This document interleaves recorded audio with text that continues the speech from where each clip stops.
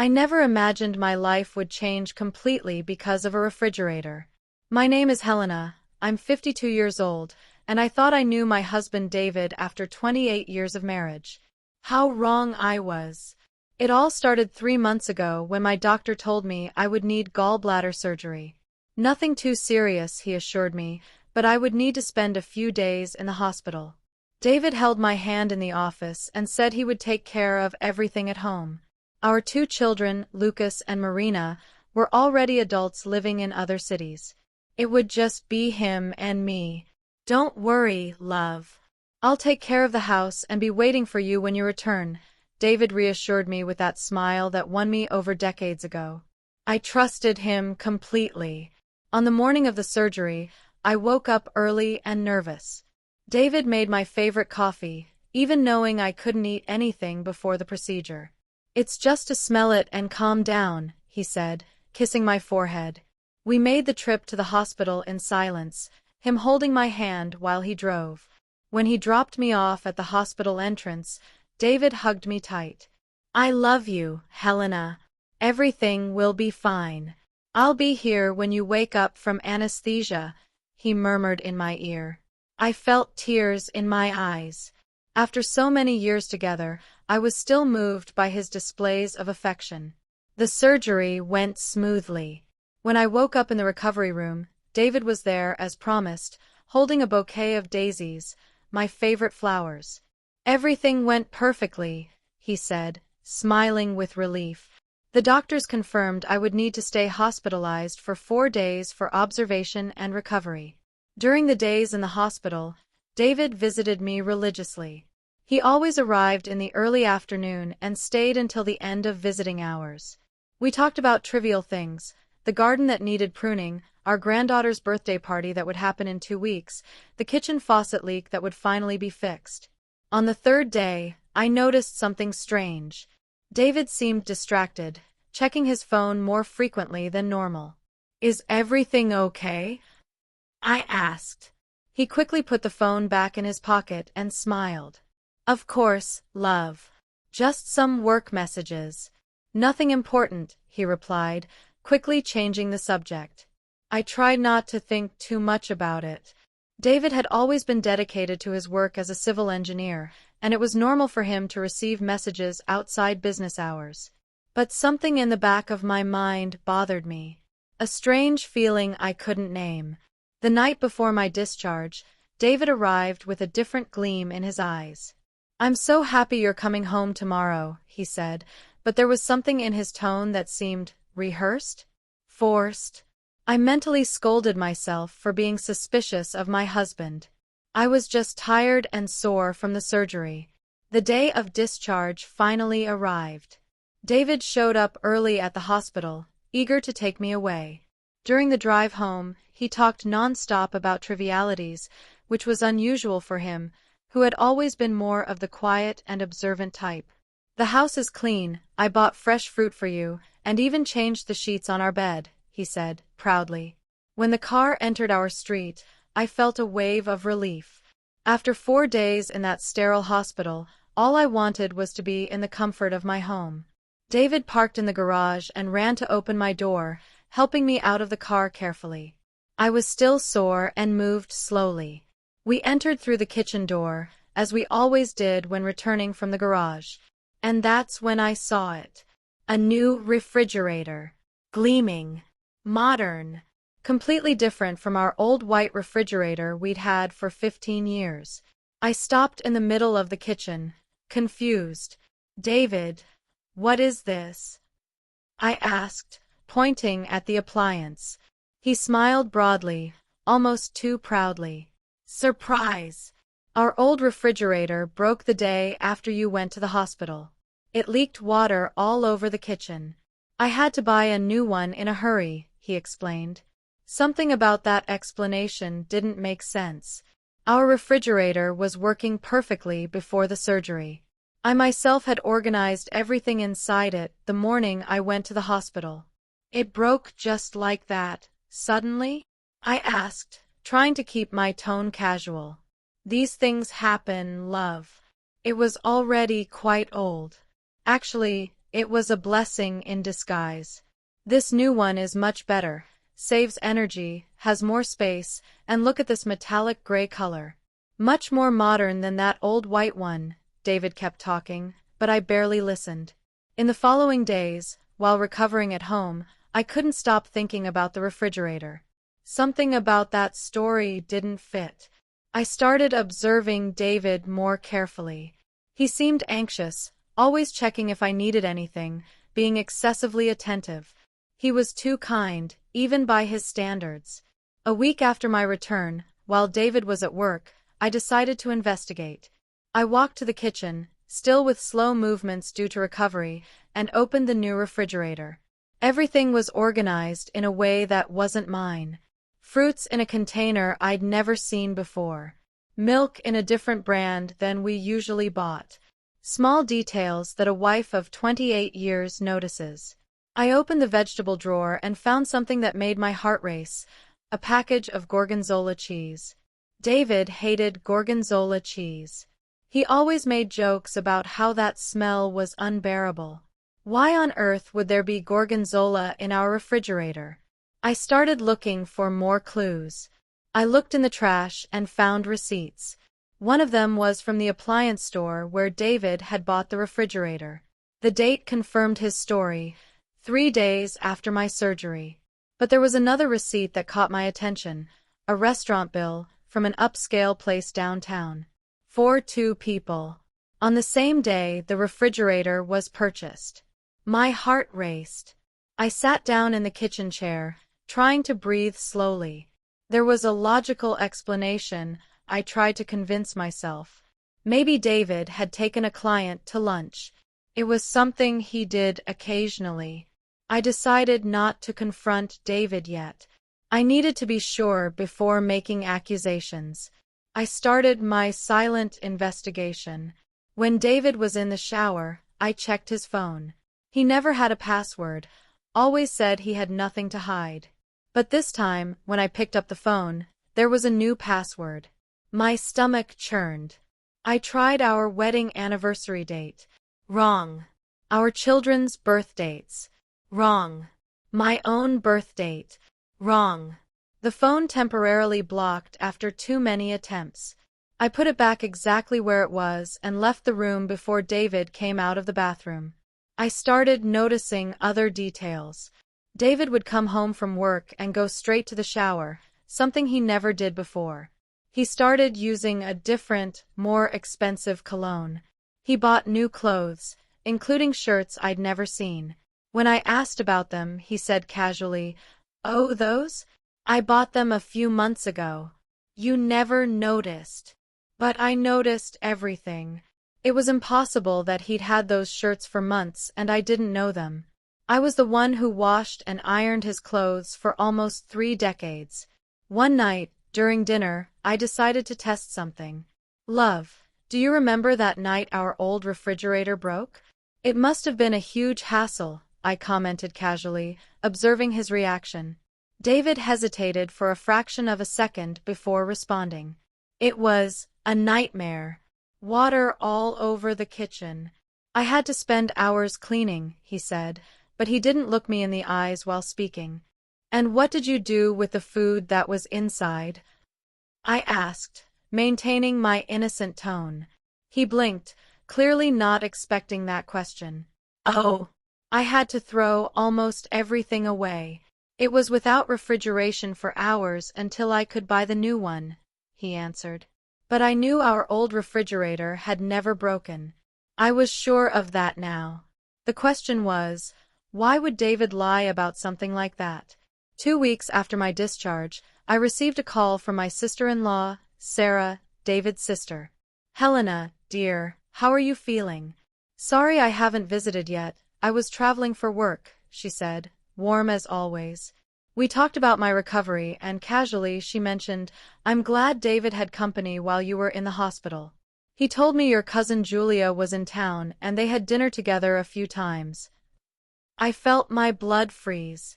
What cousin Julia? I didn't have any cousin named Julia.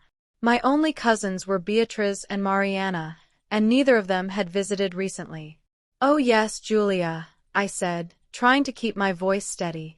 Sarah, I need to hang up now. I'll call you later. I hung up with trembling hands. Now I was certain. David was lying. But about what exactly? And who was this woman he had dinner with? That night, when David came home from work, I was sitting in the living room, waiting. We need to talk, I said, and my voice sounded firmer than I felt inside. He visibly paled. About what? He asked, but he already knew. I could see it in his eyes. About the refrigerator. About cousin Julia. About all the lies, I replied, each word weighing tons. David sat heavily on the couch, running his hands over his face. The silence that followed was deafening. How much do you know? He finally asked, his voice low. Why don't you tell me everything and I'll decide if it's enough? I responded, crossing my arms. David took a deep breath. The refrigerator didn't break. I bought a new one because Clarissa asked. Who is Clarissa? I asked, although my heart already knew the answer. David stood up and started pacing around the room, unable to face me. Was my work colleague. We started getting close about 6 months ago. 6 months. Half a year. While I cooked his favorite dinners, washed his clothes, planned our future. I swallowed the lump in my throat. Continue, I demanded. It wasn't physical, I swear. We just talked a lot, had lunch together. She was going through a difficult divorce and I don't know, I felt important being her support. David spoke quickly now, words stumbling over each other. When you went to the hospital, she came here one day. She said she wanted to see the house I talked so much about. You brought your mistress to our house? My voice came out in a painful whisper. No, it wasn't like that. I never cheated on you physically, Helena. But she saw our old refrigerator and commented that hers was exactly the same. She started talking about how nice it would be to have a new, modern one. And I wanted to impress her. I wanted to show that I could provide nice things. So you bought a refrigerator worth thousands of dollars to impress another woman? I was incredulous. After 28 years of marriage, discovering that my husband was trying to impress someone else was devastating. David finally faced me, tears streaming down his face. I was an idiot. A complete idiot. When you were in the hospital, going through surgery, I was here showing off like a teenager.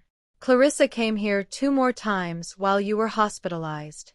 We cooked together, watched movies. Nothing happened, I promise, but it was an emotional betrayal. I know that now. And the gorgonzola? I asked, my voice now firmer. The cheese you hate was in our new refrigerator. David sighed heavily. It was hers. Clarissa loves gorgonzola. She brought it when she came for dinner. I forgot to throw it away before you came back. Each revelation was like a stab. It wasn't just the emotional betrayal or the refrigerator. It was the fact that another woman had been in my kitchen, eating at my table, leaving her belongings in my refrigerator. Invading the sanctuary I had built over decades. The restaurant receipts? I asked. I took her to lunch the day I bought the refrigerator, David admitted. She helped me choose the model. She said she had a better eye for these things than me. The irony was bitter. My own refrigerator had been chosen by the woman my husband was having an emotional affair with. Every time I opened that refrigerator, I was looking at a symbol of his betrayal. And is it over? This friendship of yours with Clarissa? I asked. David nodded vigorously. Yes. I ended everything with her 2 days before you were discharged. I realized how far I'd gone, how wrong I was. She was furious, called me a coward, said I had given her hope. You did give her hope, I stated, not as a question. David lowered his head. I know. I was confused, feeling old, invisible. Clarissa is 10 years younger, made me feel important, interesting. But it's worth nothing compared to what we have together.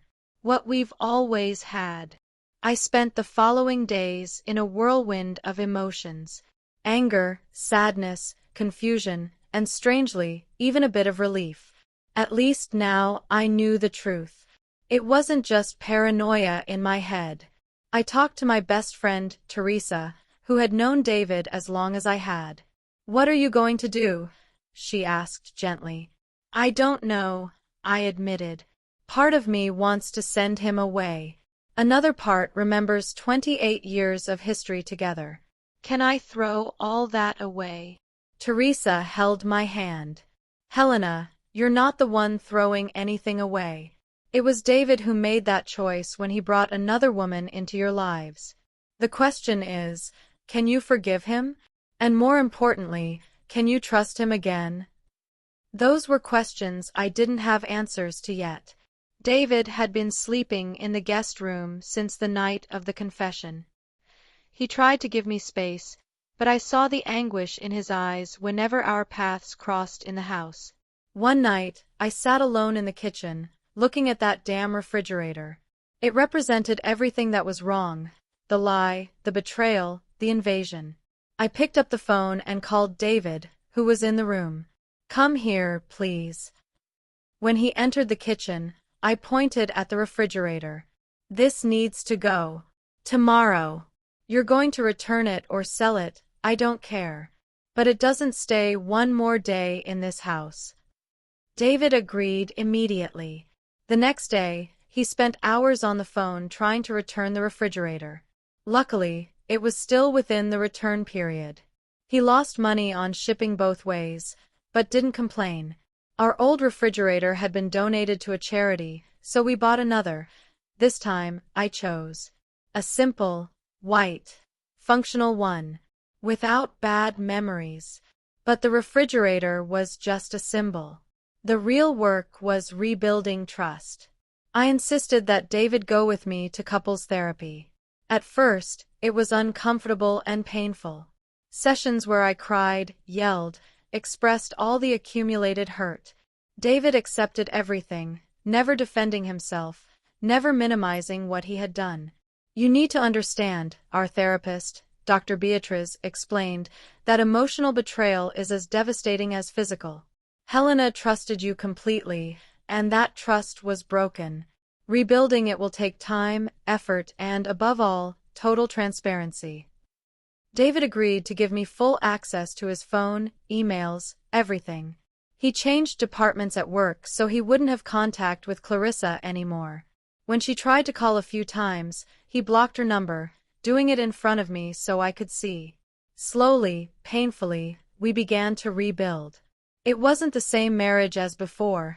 That innocence was lost. But maybe we could build something different, more honest, more aware. 3 months after the discovery, our children, Lucas and Marina, came to visit us together. They immediately noticed the tension between David and me. "What's going on?" Marina asked, her eyes going from me to her father and back. We decided to tell them. They deserved to know. After all, they were already adults. Lucas was 26 and Marina, 24. The 4 of us sat in the living room, and David took responsibility for telling everything. Seeing the disappointment on our children's faces was almost as painful as the betrayal itself. Lucas was furious. "How could you, Dad? Mom was in the hospital, having surgery," he yelled. Marina cried silently, hugging me. "I have no excuses," David said, his voice choked. "I was selfish, immature, and deeply wrong. I'm spending each day trying to regain your mother's trust, and now yours too." The following days were tense. Lucas barely spoke to his father. Marina was torn between anger at her father and fear that her parents would separate. "Are you going to get divorced?" she asked me one night, just the 2 of us. "I don't know yet," I answered honestly. "We're trying to rebuild what was broken. But I don't know if it's possible. Only time will tell. 6 months later, things were different. Not better necessarily, but different. David and I had learned to communicate for real. Conversations that used to be superficial were now deep. He told me about his fears of aging, of becoming irrelevant. I shared my own insecurities about our relationship over the years. You know, I said one night, while washing dishes together, something David had never done before, but now made a point of doing, I also failed to pay attention. I was so focused on routine that I forgot to ask how you were really feeling. David stopped drying the plate he was holding. Helena, no. You're not to blame for what I did. I was weak and stupid. I'm not blaming myself, I clarified. But relationships are between two people. And I was so comfortable in our routine that maybe I lost that spark too. The difference is you looked outside. I just continued. It was a revealing conversation. For the first time, we weren't just dealing with the betrayal, but looking at the deeper problems that existed before it. The complacency, the lack of communication, taking each other for granted. For our 29th wedding anniversary, David suggested a trip. Just the two of us, to the coast where we had spent our honeymoon decades ago. Initially, I hesitated. But Dr. Beatrice thought it would be a good idea, a chance to create new positive memories. The trip was strange at first. We were together 24 hours a day, without the distractions of daily routine. We couldn't avoid each other. But it was also liberating. We walked on the beach, talked for hours, remembered who we were when young and in love. Do you remember when we almost got arrested for swimming naked on the beach at midnight? David laughed, and it was the first time in months I heard a genuine laugh from him. How could I forget? You convinced me saying it was romantic, and then a guard showed up. I replied, laughing too. On that trip, we reconnected. It didn't erase the past or the betrayal, but reminded us there was a solid foundation under all the suffering. A real story, full of love, laughter, and genuine memories. Forgiveness didn't come all at once. It was gradual, in small doses. One day, I realized I wasn't thinking about Clarissa every time I looked at David. Another day, I managed to laugh at a joke of his without feeling bitterness. Small victories that accumulated. A year after the discovery, in a therapy session, Dr. Beatrice asked me, Helena, have you forgiven David? I was silent for a long moment. David looked at me, hopeful but also prepared for any answer. I have forgiven him, I finally said, and felt the weight of those words. But forgiving doesn't mean forgetting. The scar is still there. It always will be. But it doesn't hurt all the time anymore. And I choose to build something new instead of staying stuck in the past. David cried. I cried. It was a moment of liberation for both of us. Forgiveness wasn't a gift I gave him. It was something I did for myself, to move forward. Looking back, that refrigerator was a blessing in disguise. Yes, it revealed a painful betrayal. But it also forced conversations that needed to happen, exposed problems that were hidden under years of comfortable routine. I learned that love is not enough. You need communication, constant attention, daily effort. Relationships aren't static. They're either growing or dying. There's no middle ground. David learned about vulnerability, about how his own fears and insecurities almost destroyed the family he loved, about the importance of talking about feelings instead of seeking external validation. Our children learn that relationships are complex, imperfect, and that real love means choosing to stay and work, even when it's difficult. But also that it's not always worth staying, and each person needs to make that choice for themselves. Today, 2 years later, our kitchen has a simple white refrigerator.